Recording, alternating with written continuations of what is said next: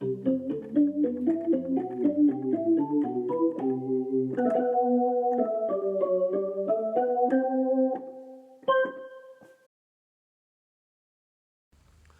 very early on in the musical In the Heights by Lin-Manuel Miranda, he introduces one of the main characters of the story by saying, "That was Abuela. She's not really my Abuela, but she practically raised me. This corner is her escuela." And I want to bring that and talk about something I find very interesting in art by Latinx creators in the US and in the UK, which I like to call the Abuela question, which is that we always refer to our abuela by the Spanish word and not say our grandmother. We say our abuela. And I wonder why that is.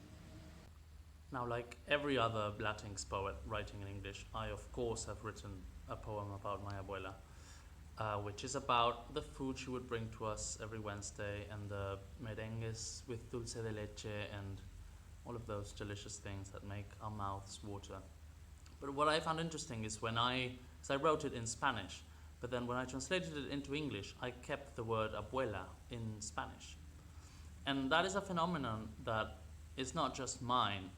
You see it in popular culture all the time.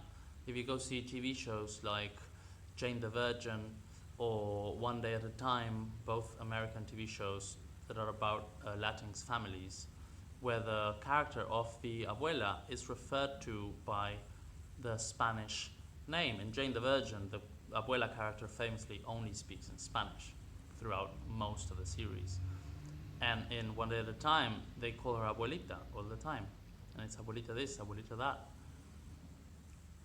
Where everything else has kind of adapted itself to the English language, the abuela seems to have a very strong relationship to the original culture, if you will.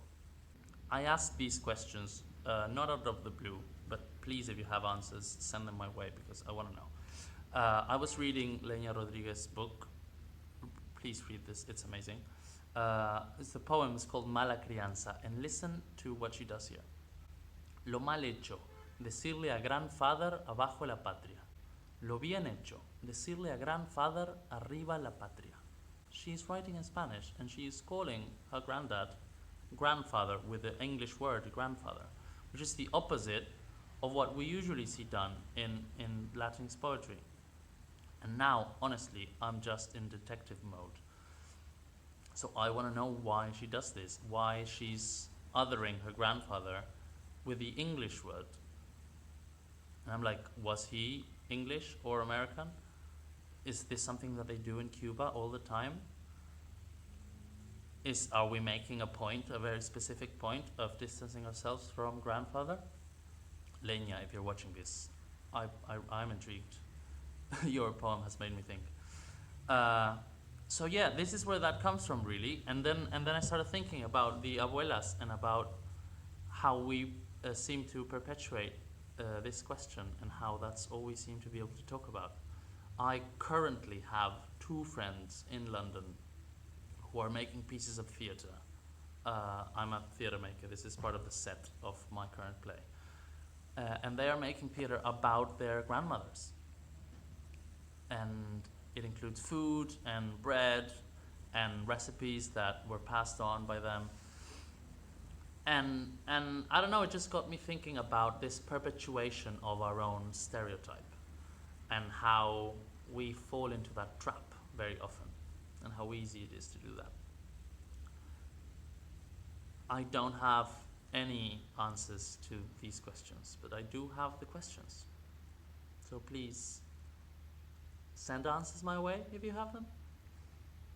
Thank you.